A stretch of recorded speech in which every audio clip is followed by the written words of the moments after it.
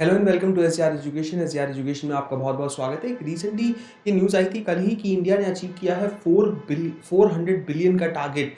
तो 400 billion dollars का target क्या मायने रखता है, इसके पीछे क्या रीजंस हैं, जानेंगे सभी चीज़ों को। आप मुझे अकेडमी पे फॉलो कर सकते हैं, मुझसे कॉमर्स और पेपर 1 पढ़ सकते हैं एनटीए यूजीसी नेट के पेपर के लिए, और साथ ही साथ इसका सब्सक्रिप्शन ले सकते हैं SGRYT कोड के साथ, जिससे कि आपको 10% डिस्काउंट मिल जाएगा। अप्रैल में आपको business statistics, higher education, business finance और लॉजिकल रीजनिंग पढ़ने को मिल सकता है मेरे साथ अनअकैडमी पे। और साथ ही साथ जो 10 बजे की रोज़ फ्री क्लास होती है उसको भी आप SGRYT कोड के साथ अनलॉक कर सकते हैं, जिसका लिंक आपको पहले कमेंट या डिस्क्रिप्शन में मिल जाएगा। तो ये न्यूज़ थी कि 400 जो है डॉलर, बेसिकली 400 बिलियन डॉलर जो है मार्च 21 के अंदर, ये 10 दिन पहले ही हमने टारगेट जो है वो अचीव कर लिया। और ये एस्टिमेशन है कि ये 410 बिलियन तक चला जाएगा।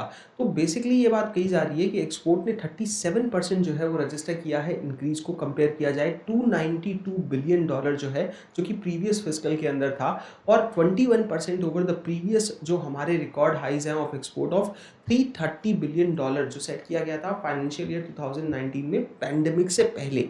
तो आप ये देखेंगे कि कई जगह ये कहा जा रहा है कि जो एक्सपेंशनरी पॉलिसीज़ हैं नेशंस की, उसने भी हमारे इस एक्सपोर्ट को सर्च करने के लिए जो है कहीं ना कहीं हेल्प किया है, which is true to the greatest possible extent. कि ज़्यादातर देशों में उनकी जो सेंट्रल बैंक्स है वो मॉनेटरी पॉलिसी में एक्सपेंशनरी पॉलिसीज चला रही हैं, जिसमें कि क्रेडिट अवेलेबल है, पैसा अवेलेबल है। तो उसका फ़ायदा एज ए कंट्री हमें भी मिला है, क्योंकि ऑब्वियसली जहाँ भी ज़्यादा पैसा अवेलेबल होगा वहाँ डिमांड ज़्यादा की जाएंगी, और मोस्ट ऑफ द कंट्रीज़ अभी एक्सपेंशनरी पॉलिसीज़ पे हैं।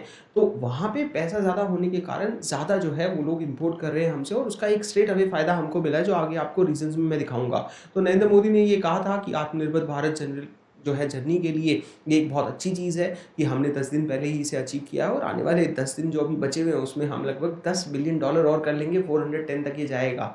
तो ये बेसिकली कहा जा रहा है। साथ ही साथ भारत के जो इम्पोर्ट हैं इस पीरियड में, ये एक न्यूज़ है जिस पर ध्यान देना हमारे को और ज़रूरी है, कि ये भी काफ़ी सर्ज हुए हैं रिकॉर्ड हाई लेवल पे, ओवर 589 बिलियन डॉलर्स पिछले कुछ समय में, taking India trade deficit to a record. ये भारत का जो ट्रेड डेफिसिट का रिकॉर्ड है, कि जैसे हम एक्सपोर्ट और इंपोर्ट के बीच में जो फ़र्क देखते हैं, तो वो बेसिकली कितना है कि हम कितना ज़्यादा इंपोर्ट कर चुके हैं। तो 188.2 बिलियन जो है डॉलर बेसिकली आज तक का ग्रेटेस्ट जो है, ये भी एक रिकॉर्ड है। दूसरी तरफ 400 बिलियन जो टारगेट है, ये भी हमने जो है वो अचीव किया है। ऑफिशियल्स या लोग ये कह रहे हैं कि एक तो देखिए, आपने पिछले कुछ समय में सुना होगा कि जो खुदरा की महंगाई दर है, जो रिटेल की महंगाई दर है, और जो होलसेल की महंगाई दर है, दोनों में ही इजाफा हुआ है। तो ऑब्वियसली गुड्स के प्राइसेस भी अब जाएंगे। तो एक तो ये रीज़न है कि प्राइस हाइक भी जो है कहीं ना कहीं उसने इस एक्सपोर्ट राइस के अंदर कंट्रीब्यूट किया है। साथ ही साथ कुछ गुड्स ऐसे हैं जैसे ऑटो कंपोनेंट्स हो गए, मोटर व्हीकल्स हो गए, सीरियल प्रिपरेशंस हो गए, बफलो मीट हो गया, राइस, कार्पेट, प्रोसेस फ्रूट्स और जूसेस, इन्होंने काफ़ी इंक्रीज़ देखा है। इनकी एक्सपोर्ट वॉल्यूम में जो है वो एक अच्छा खासा बढ़ावा हुआ है। और डिस्पाइट स्टैगनेंट और डिक्लाइनिंग कमोडिटी प्राइसेस की, इनके जो प्राइसेस हैं वो ज़्यादा नहीं बढ़े हैं।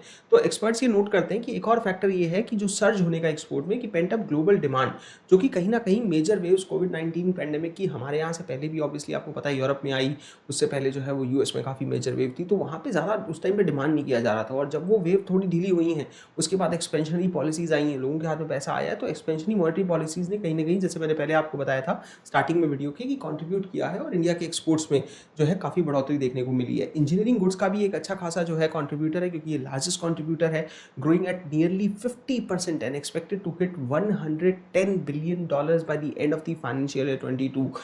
तो बेसिकली ये एक बहुत सिग्निफिकेंट और एक अच्छी बात है हमारे नेशन के लिए। इलेक्ट्रॉनिक गुड्स में अगर आप देखेंगे 42.8% जो है वो पहले 11 महीने जो फिस्कल ईयर के रहे हैं, और जो जेम्स एंड ज्वेलरी है वो भी 57.3% बूस्ट हुए हैं। जैसे कि गोल्ड प्राइसेस जब बढ़े तो ऑब्वियसली ज्वेलरी जो है वो भी बड़ी, बाहर ज़्यादा गई।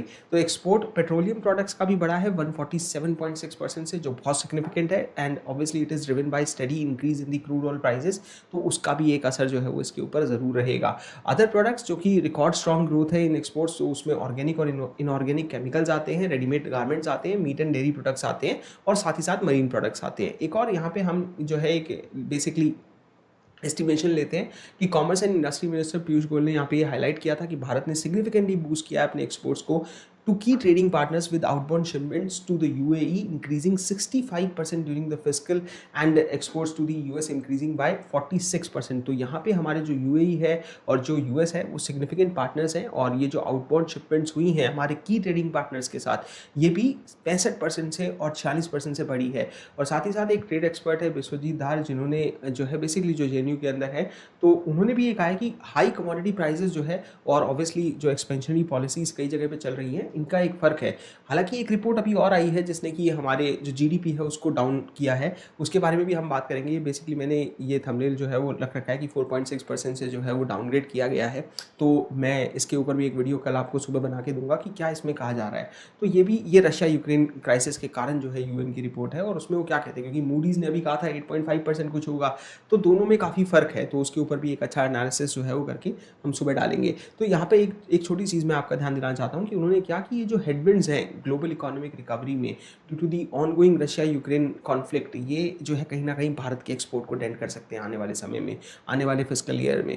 जो कि अभी स्थिति हमको अच्छी लग रही है, शायद आने वाले समय में जो है वो हमें प्रॉब्लम आए, और ऑब्वियसली प्रॉब्लम वो यूरोप को हो या फिर जो है चाइना को, वो सबको आने वाली है उसके कारण। और ये कहीं ना कहीं रिफ्लेक्ट भी होता है UN की उस रिपोर्ट में, जिसका जिक्र मैं अभी कर रहा था, इस पर आपको कल वीडियो मिल जाएगा।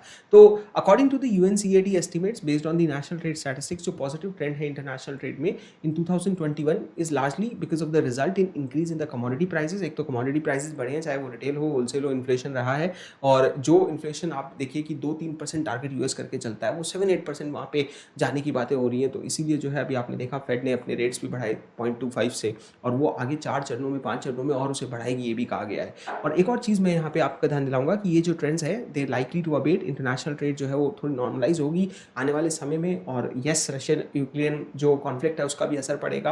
And there is one more thing, if you want कि ऐसे और वीडियोस आपको मिले, करंट इश्यूज पे इन्फॉर्मेटिव वीडियोस मिले, तो do subscribe the channel. Also comment करिए आप क्या सोचते हैं इसके बारे में, is a very good thing for India.